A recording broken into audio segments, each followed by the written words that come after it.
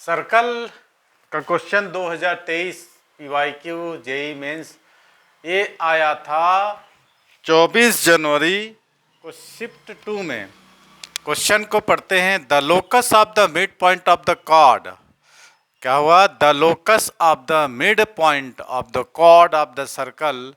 Circle की value दी हुई है x माइनस 4 का whole square plus y minus 5 का whole square is equal to 4 which subtend an angle theta 1 of the center of the circle C1 is a circle of radius R1। अब theta 1 pi by 3 दिया है, theta 3 दिया है 2 pi by 3, तो आपको R1 square equal to R2 square plus R3 square की value find कर दी हुई है, तो थीटा 2 की वैल्यू फाइंड आउट करनी है। ओके, ये हमारा क्वेश्चन है, इसको आज हम सॉल्व करते हैं। तो जल्दी जल्दी आप लोग भी सॉल्व करिए। सबसे पहले एक डायग्राम ड्रॉ करते हैं। तो इसमें लोकस दिया है, लोकस दिया हुआ है। चलिए आइए ड्रॉ करते हैं। चलिए आइए ड्रॉ करते हैं। सर्कल ड्रॉ कर लिया आप लोग भी।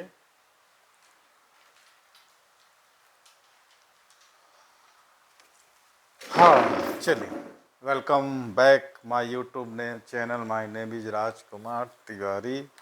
You are watching JEE mains. तो ये क्वेश्चन हमारा बनेगा सबसे पहले सर्कल। थोड़ा बड़ा हो गया,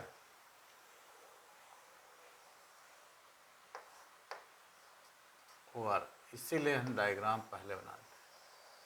ये हमारा सर्कल है, ये सेंटर है। अब इसका देखिए सेंटर, अब इसका 4 और 5 इसकी सेंटर हो गई है। The locus of the mid point of the chord of the circle. तो एक कॉर्ड बनाना है जिसको हम क्या बोलते हैं हिंदी में, चाप आप लोग बोलते होंगे। ठीक है, तो यहाँ से कॉर्ड बना लेते हैं। ये बन गया हमारा कॉर्ड, चाप। अब ये यहाँ से इसे हम मिलाए, ये हो गई इसकी रेडियस। रेडियस कितना दिया है? 2। ये हो गया हमारा 2, ये भी हो गया 2। सेंटर हमको C1 क्या दिया है? सेंटर C1 4 और 5। ये हमारा कॉर्ड हो गया। विच सबटेंड एन एंगल थीटा 1। ये थीटा 1 एंगल सबटेंड कर रहा है। थीटा 1 सब है ना। Which subtend an angle theta 1 of the centre of the circle. ठीक है, थीटा 1 सबटेंड कर रहा है। तो ये जो होगा, अब इसको हम क्या करते हैं, mid point of the chord बोल रहा है। Which subtend the locus of the mid point of the chord. Locus of the mid point of the mid point भी निकाल लेते हैं। थोड़ा सा इधर हो गया है सर्कल, तो इसको इग्नोर करते हुए चलिए, ये हो गया मिड पॉइंट। अब ये कितना एंगल सबटेंड करेगा? इसका आधा, थीटा 1/2। थीटा 1/2, इसको मिड पॉइंट को P मान लो, इसको कोई AB इज द कॉर्ड मान लो। ये हमारा हो गया डायग्राम कंप्लीट। ठीक है, अब आपको डायग्राम देखने से क्या लग रहा है? अब इसको सेंटर को हम मान लेते हैं C, तो CP इज वाट, है ना। इसको मान लेते हैं हम R1।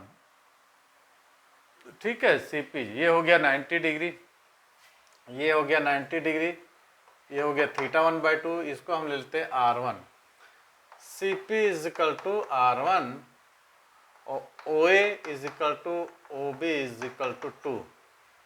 तो क्या हम इसकी वैल्यू निकाल सकते हैं बेस अपॉन हाइपोटेनस?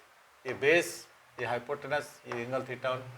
इस प्रकार का जब एंगल दिया होता है, ये थीटा 1/2 है और ये बेस हमको R, हाइपोटेनस 2, तो क्या हम इधर लिख सकते हैं cos theta 1/2 equal to R/2। तो हमको मिल जाएगा R is equal to 2 cos theta 1/2। ऐसे बना लेना आप, इस टाइप का क्वेश्चन हो जाएगा। R1 equal to 2 cos theta 1/2, है ना। अच्छा ठीक, R1, हाँ इसको हम R1 ले लेते हैं, ये आपको दिया। तो just like R2 is equal to also equal to 2 cos, कितना हो जाएगा, R2 equal to 2 cos theta 2/2 and R3 is also 2 cos theta 3/2. R2 equal to 2 cos theta 2/2 and R3 is equal to 2 cos theta 3/2. ये हो गया, ठीक है। अब आपको कंडीशन दे रखा है कि R1 का square is equal to R2 का स्क्वायर प्लस R3 स्क्वायर है। तो आपको थीटा 1 थीटा 2 की, थीटा 1 की वैल्यू दिया हुआ है, थीटा 1 की वैल्यू दिया हुआ है, तो ये हमारा हो जाएगा 2 कॉस, थीटा 1 के लिए कितना है, π/3 है ना, तो π/6 हो जाएगा, π/6 हो जाएगा ना। थीटा 1 इक्वल टू कितना है, π/3 दिया है, थीटा 3 भी दिया है हमको, थीटा 3 कितना दिया है, 2 π/3, तो 2 कॉस π/3 हो जाएगा ये। तो ये हमको मिल गया R1 की वैल्यू और ये मिल गया हमको R3 की वैल्यू। अब हमको जो कंडीशन दिया है कि R1 square is equal to R2 का स्क्वायर प्लस R3 का स्क्वायर, पुट कर दो। R1 की जगह हम कितना रख देंगे, ये हो जाएगा, मैंने इसको डायरेक्ट रख सकते हैं 4 cos square π/6 equal to R2 square तो फाइंड करना है, R3 स्क्वायर कितना हो जाएगा, 4 कॉस स्क्वायर π/3। अब वैल्यू का पुट करके और इसकी वैल्यू हमको निकाल लेना है, पुट कर लीजिए। कॉस π/6 माने 30 डिग्री की वैल्यू कितना होता है, √3/2, √3/2, √3/2,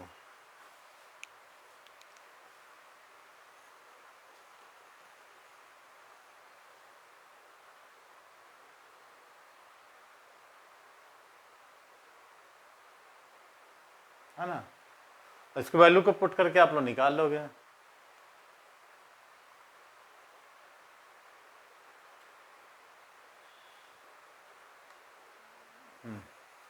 यदि हम कॉस को नेगलेक्ट करते हैं, 4 को डायरेक्ट हम वैल्यू पुट कर दें इसका, π/6 माने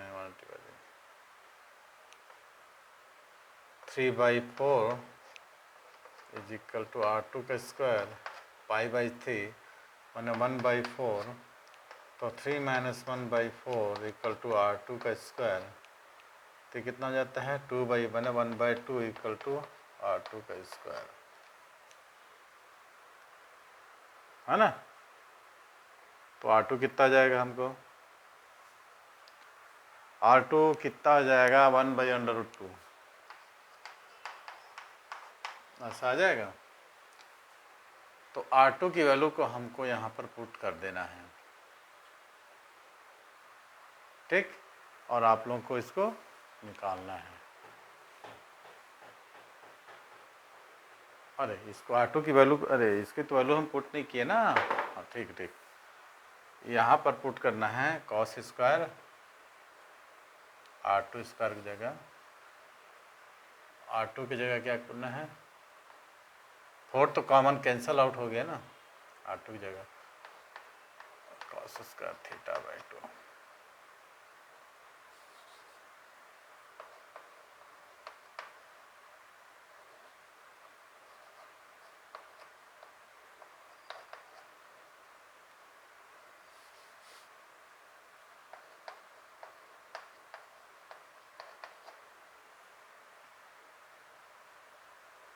कितना हो जाएगा, 1/√2 इक्वल टू कॉस θ 2/2, तो कॉस 45 डिग्री की वैल्यू मैंने π/4, तो इसको 2 से मल्टीप्लेशन कर देंगे, ठीक है, मैंने कॉस θ/2 है, θ/2 हो जाएगा ना, तो π/2, 2 से कैंसिल हो गया, θ2 इक्वल टू π/2, तो हमारा आंसर आ गया 4, हमारा आंसर आ गया 4। क्या आप लोगों को समझ में आया है छोटा सा क्वेश्चंस जेईई मेंस 2023 का। तो कई लोगों ने पूछ रहा है सर ये R1 इक्वल टू हम निकाले तो R2 और R3 कैसे हो गया।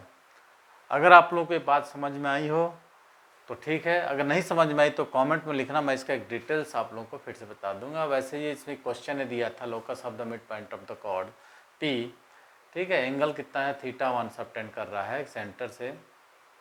जब P से हम परपेंडिकुलर डाउन करते हैं सेंटर पर तो हमको मिल जाता है θ1/2 और θ1/2 मिल जाएगा ना। तो हम निकाल लिए क्या है cos θ1/2, मैंने cos थीटा निकाले बेस अपन हम प्रोटेंस, क्योंकि दो राइट एंगल टेंगल बन रहा है आपको कौन सा CPB, ठीक है। वैल्यू हम कंडीशन दे के पुट कर दिए, 4 निकल कैंसिल हो गया, आंसर आपका आ गया π/2। तो चलिए इसको कमेंट में करके बताना कि आप लोग पूरा समझ में पाए कि नहीं समझ पाए तो मैं इसको और डिटेल्स कर दूंगा। Okay, thanks for watching. अब हम देखेंगे tangent of the chord. Tangent of the कितने प्रकार का टेंजेंट करते हैं तो उसकी वैल्यू क्या होती है, उससे रिलेटेड हम एक फॉर्मूला देखेंगे। तो कंटिन्यू करते हैं क्लास को, वीडियो अलग अलग अपलोड करेंगे ताकि आप लोगों को देखने में हर क्वेश्चन को अलग अलग देखिए, है ना। तो अलग अलग वीडियो आप लोगों को अलग अलग अपलोड कर देंगे। ओके, चलिए, थैंक्स फॉर वॉचिंग।